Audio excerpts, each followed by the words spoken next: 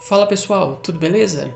Hoje eu quero compartilhar com vocês uma leitura que eu estou fazendo no momento do livro do Humberto Eco chamado Pós-escrito ao Nome da Rosa.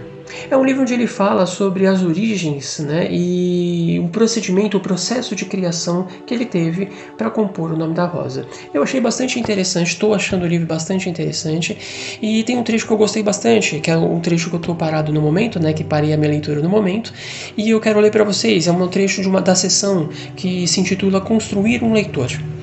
E eu gostei bastante desse trecho, então eu vou ler aqui para vocês, espero que seja agradável para vocês também, tá bom? Então vamos lá. Esse trecho começa assim, começa não, na verdade eu estou pegando ele começado, ele está na página 41, vai até a 45, o que eu pretendo ler aqui para vocês, e ele diz o seguinte: que significa pensar num leitor capaz de superar o obstáculo penitencial das primeiras 100 páginas? Significa exatamente escrever 100 páginas com o objetivo de construir um leitor adequado para as páginas seguintes. Existe um escritor que escreva somente para a posteridade? Não, nem mesmo quando ele afirma isso, porque, como não é Nostradamus, só pode imaginar os pósteros segundo o modelo de seus contemporâneos. Existe um autor que escreva para poucos leitores? Existe, se entendermos por isso que o leitor modelo que ele imagina tem poucas possibilidades, segundo suas previsões, de ser personificado pela maioria. Mas mesmo neste caso, o escritor escreve com a esperança, não muito secreta, de que justamente o seu livro crie em grande número muitos representantes desse novo leitor desejado e procurado com tanta pertinácia, postulado e encorajado pelo seu texto. A diferença, se existir, é entre o texto que quer produzir um leitor novo e o texto que procura ir ao encontro dos desejos dos leitores tais como eles são.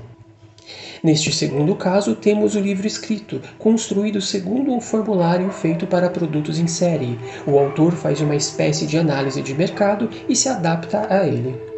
Vê-se de longe que ele trabalha com fórmulas. Basta analisar os vários romances que escreveu e observar que em todos, mudando os nomes, os lugares e as fisionomias, conta sempre a mesma história. Aquela que o público já pedia.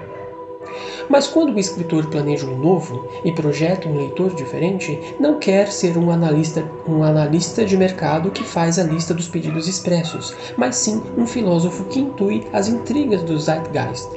Quer revelar o leitor a si próprio. Se Manzoni tivesse de atender ao que o público pedia, ele tinha a fórmula o romance histórico de ambientação medieval com personagens ilustres, como na tragédia grega, reis e princesas, e não é isso que ele faz em Adelche?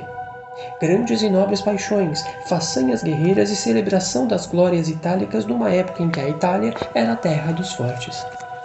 Não era assim que faziam antes dele, com ele e depois dele? Tantos romancistas históricos mais ou menos medíocres, desde o artesão D'Azeglio ao fogoso e melodramático Guerrazzi e ao ilegível Cantu? Em vez disso, o que faz Manzoni? Escolhe o século XVII, época de escravidão, e personagens ignóbeis, onde o único espadachim é um traidor, e não fala de batalhas, e tem a coragem de sobrecarregar a história com documentos e editais. E todos gostam, cultos e incultos, adultos e crianças, beatos e anticlericais. Porque ele teve a intuição de que os leitores de seu tempo deviam ter aquilo, mesmo que não soubessem, mesmo que não pedissem, mesmo que não acreditassem que aquilo fosse legível.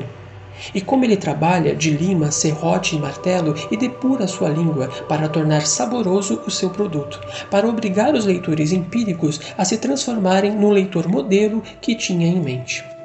Manzoni não escrevia para agradar ao público tal como era, mas para criar um público ao qual o seu romance não podia deixar de agradar. E tanto pior se não agradasse. Basta ver com que serenidade fala de seus 25 leitores. 25 milhões queria ele. Que leitor modelo eu queria quando estava escrevendo? Um cúmplice, claro, que entrasse no meu jogo. Eu queria tornar-me completamente medieval e viver na Idade Média como se esta fosse minha época, e vice-versa.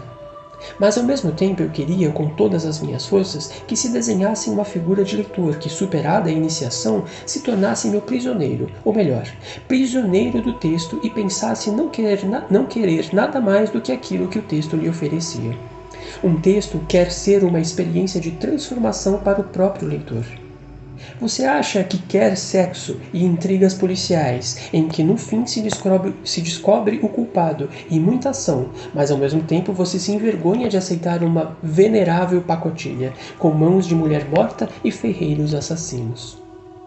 Pois bem, eu vou lhe dar latim, poucas mulheres, teologia aos montes e sangue aos litros, como no Gran Guignol, de forma que você diga, mas isso é falso, não aceito.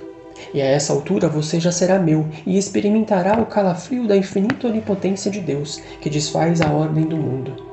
E depois, se você for honesto, perceberá a maneira como o atraí para a armadilha, porque, afinal, ele dizia isso a cada passo. Advertia-o claramente de que o estava arrastando para a datação. Mas o interessante nos pactos com o diabo é que são firmados sabendo-se muito bem com quem se está tratando. Do contrário, por que ser premiado com o inferno? E como eu queria que fosse considerada agradável a única coisa que faz alguém tremer, isto é, o calafrio metafísico. Só me restava escolher, entre os modelos da trama, a mais metafísica e filosófica, o romance policial. Então o vídeo de hoje foi isso, galera. Valeu, espero que vocês tenham gostado e a gente se vê nos próximos vídeos. Tchau, tchau.